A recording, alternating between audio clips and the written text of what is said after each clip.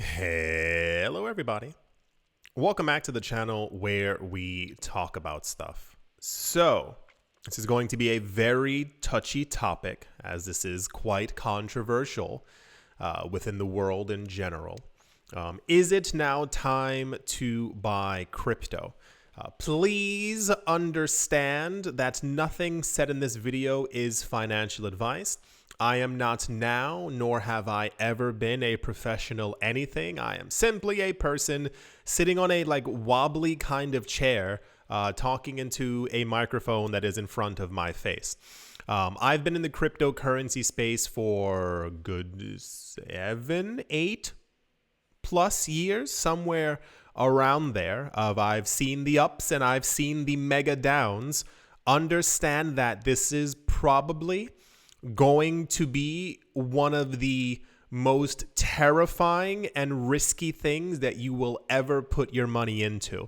If you've been here for another cryptocurrency cycle, if you were here in 2020, 2021, and then 2022, and also 2023, you remember there are euphoric days, and then there are days where you sit there and you're like, what did I do with my money?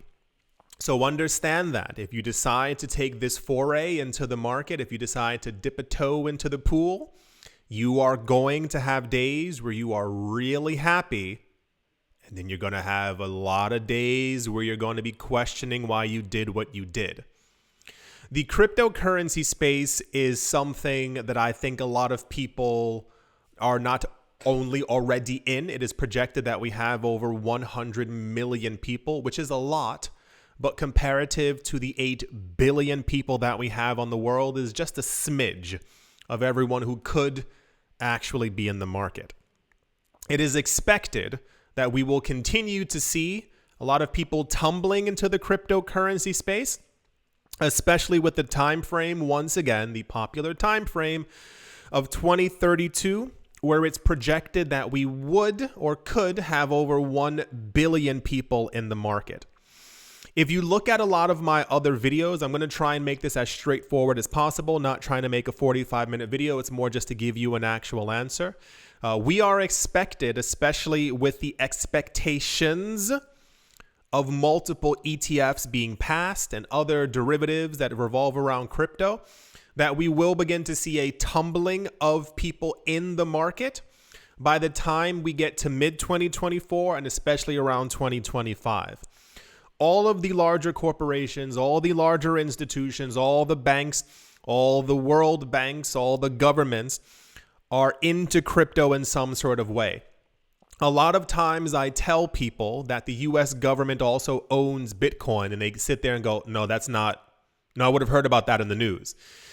The traditional financial news has done a very good job of making sure to kind of keep people in the dark as to the actual happenings within the cryptocurrency space. I'm sure many of you here who are brand new, hello, have definitely heard them say Bitcoin's evil, it's terrible, it's awful, no one uses it, blockchain, not Bitcoin. You've heard the entire thing. Warren Buffett, rat poison squared. No one talks like that, but that's what he said. It's all these kinds of things, and then you find out that they're all actually into Bitcoin or have indirect Bitcoin exposure or have subsidiaries or shell companies who are also buying up tons of Bitcoin as well.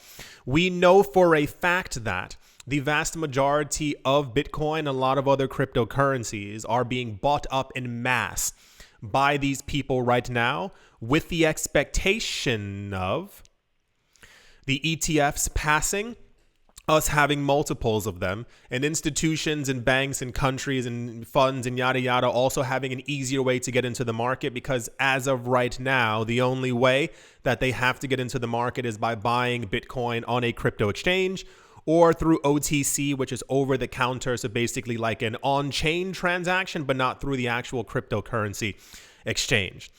It is believed that we have entered into a brand new asset class, and it is still early times. And now you may say, well, Bitcoin's been around for 14 more years. The expectation is that we have at least 100 plus years left with Bitcoin, the expectation.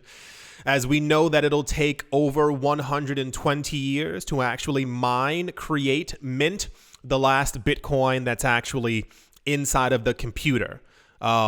We are right now in a very fascinating time within finance.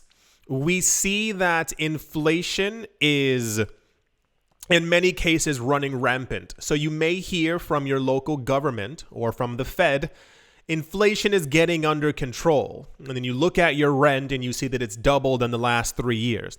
You go to the supermarket and you realize those bananas weren't that price in 2019. You see things ticking up further and further and further, and it's a heavy indication that fiat currencies are losing a lot of their value, as I believe the US dollar since the 1970s, I think, has already lost 99% of its value. You can Google it. Like, there's actual charts that show like it's a complete plummet all the way to the bottom.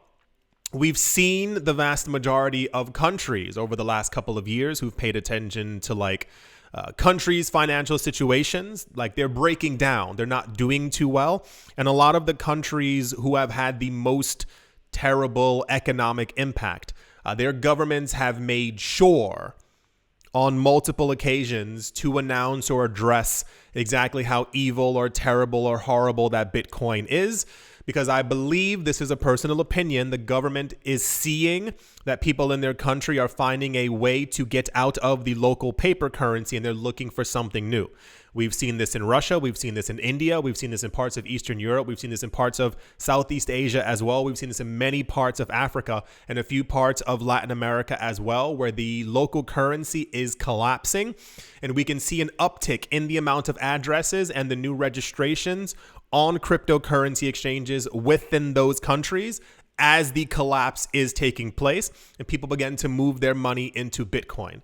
If we have indeed found or moving into or something with a brand new asset class, this is now a very interesting time for you to be able to determine if this is the right thing for you to get into.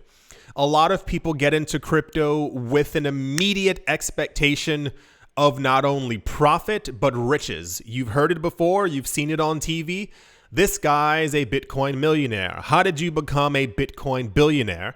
It takes time. And I know that time isn't the sexiest or most amazing thing in the entire world, but that's the way that all new currencies in the beginning work. It takes time. There are hurdles that you're going to have to pass over. And if you decide to get onto this sometimes very bumpy train, I would implore you to do as much research as possible. Another thing is to never, ever get in debt for something as risky as crypto. I've said this in a lot of other videos as well.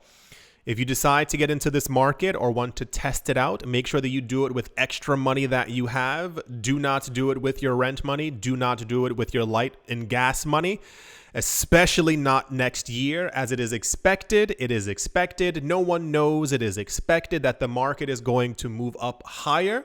And a lot of people sometimes get intense FOMO and go, okay, well, I have money right now. I have to throw it into the market. Take your time. Learn about the space. You literally have, it's estimated, you have about 100 years plus for this market. Learn about it.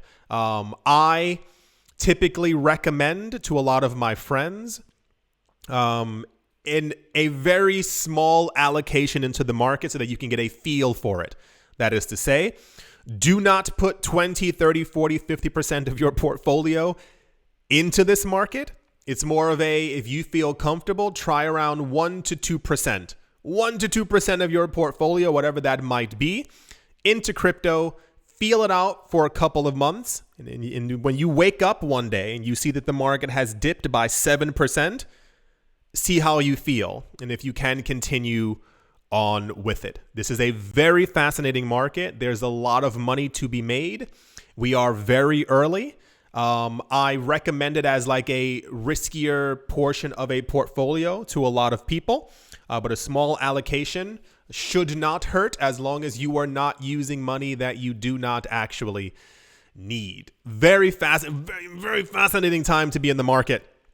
I'm also, as you might have imagined, very excited to see where prices are going to go over the course of 2024 and 2025. I do sincerely hope that you got something from this, that I helped you in some sort of way. I cannot explicitly tell you to jump into the market, but it's more of a, if you're going to do so, do it cautiously, as this is a very, very intense market. I do hope that you've all enjoyed. I do hope you all are having a great day, morning, afternoon, evening, wherever you are, wherever you might be. I do hope it is absolutely fantastic. Thank you all once again for watching, listening, liking, commenting, and or supporting. And I will most certainly be talking to you all soon. See you.